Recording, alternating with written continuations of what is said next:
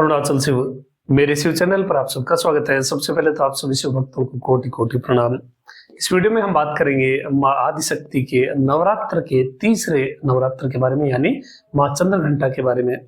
चंद्रघंटा मातेश्वरी के बारे में बात करेंगे, उनके नैवेद्य के बारे में बात करेंगे और साथ ही उनके मंत्र के और कथा के बारे में भी बात करेंगे। तो सबसे पहले बात करते हैं माँ के ध्यान मंत्र के बारे में। माँ चंद्रघंटा का जो ध्यान मंत्र है वो इस प्रकार है। पिंडज प्रवरारूढ़ा चंडकोपास्त्र केरियुता प्रसादम तनुते मह्यम चंद्रघंटे तुई विस्तृता।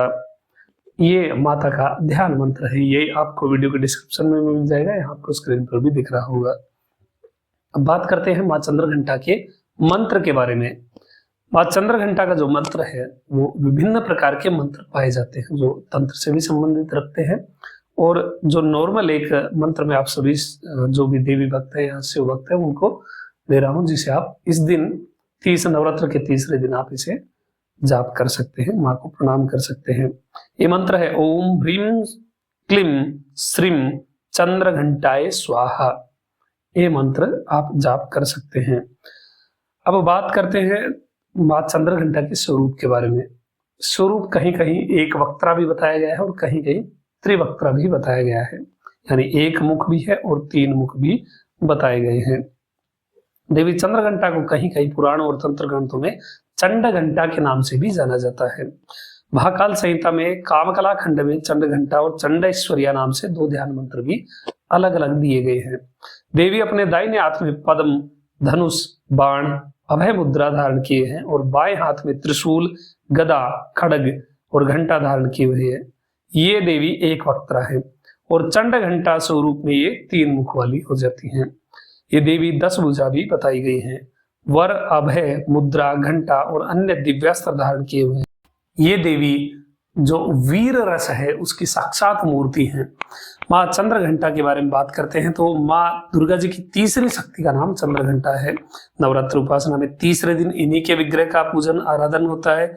इनका स्वरूप परम शांतिदायक है और कल्याणकारी है। इनके मस्तक में घंटे के आकार का अर्ध चंद्रमा है, इसी कारण से इन्हें चंद्रघंटा भी कहा गया है। इनके शरीर का रंग स्वर्ण के समान चमकीला है, सोने के समान चमकीला है। इनके 10 हाथ हैं। इनके 10 हाथों में खड्ग आदि शस्त्र और बाण आदि अस्त्र विभूषित हैं।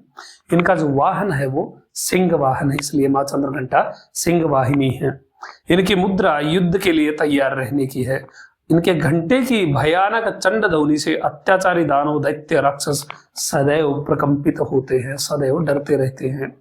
नवरात्र की दुर्गा उपासना में तीसरे दिन की पूजा का अत्यधिक महत्व होता है। इस दिन साधक का मन मणिपुर चक्र में प्रविष्ट होता है और माँ चंद्रघंटा की कृपा से उसे अलौकिक अनुभूतियां होती हैं। दिव्य सुगंध का अनुभव उसे होता है और विविध प्रकार की दिव्य ध्वनियां सुनाई देती हैं। ये क्षण साधक के लिए अत्यंत सावधान होने के होते हैं। माँ चंद्रघंटा की कृपा से साधक के समस्त पाप और बाधाएं विनष्ट हो जाती हैं।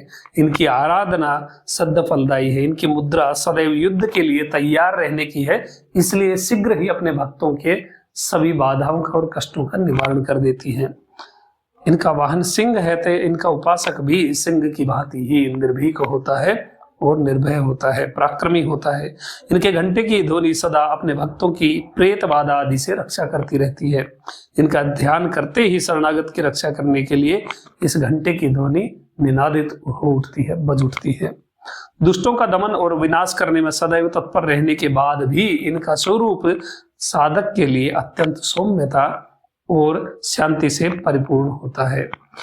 इनकी आराधना से प्राप्त होने वाला एक बहुत बड़ा जो गुण होता है वो ये भी होता है कि साधक में वीरता के साथ साथ नम्र भाव भी रहता है और सौम्यता भी रहती है। उसके मुख, नेत्र और संपूर्ण काया से कांति गुण की वृद्धि होती है। एक और उसके चारों दिशाओं में बन जाता है। इसलिए सदैव ही माँ चंद्रघंटा की उपासना में मन को बिल्कुल शांत चित्त रख करके पूर्ण शरणागत होकर के देवी की पूजा करनी चाहिए। और ये एक्चुअल बात है, जब आप ये चीज करके देखेंगे तृतीय नवरात्र बहुत विशेष होता है। एक अलग ही फीलिंग रहती है। जो देवी पूजक है वो भी अच्छी तरह जानते होंगे और जो शिव भक्त नवरात्र करते हो तीसरे दिन का महत्व जानते होंगे। अब बात कर लेते हैं नैवेद्य के बारे में। तो क्या विशेष नैवेद्य माँ चंद्रघंटा के लिए अर्पित करना चाहिए, क्या निवेदन करना चाहिए। तृतीया अगर तिथि के अनुसार हम देखें तो दूध का नैवेद्य आपको माँ भगवती के लिए निवेदित करना है, और वार के अकॉर्डिंग देखें तो फिर केले का नैवेद्य आप अर्पित कर सकते हैं। दूध अगर डायरेक्ट आप ना देना चाहे तो खीर भी बना करके माँ को निवेदित कर सकते हैं। नवगंध पूरी नवरात्रि आपको देवी के लिए अवश्य ही प्रयोग में लेना है। माँ भगवती को नवगंध का ही तिलक करें, वो चीज मैंने पिछले वाले वीडियो में भी बताई थी। और बिल्व पत्र कुमकुम लगा करके माँ के चरणों में अवश्य ही चढ़ाएं। तो इस प्रकार से आप माँ चंद्रघंटा की पूजा करें और भक्ति पूर्वक अपने मन को माँ के चरणों में लगा करके उनसे प्रार्थना करें आपको शिव की ओर ले जाने के लिए। अभी तक के लिए इतना ही। आपका दिन शुभ हो, महादेव कृपा करे। अरुणाचल शिव।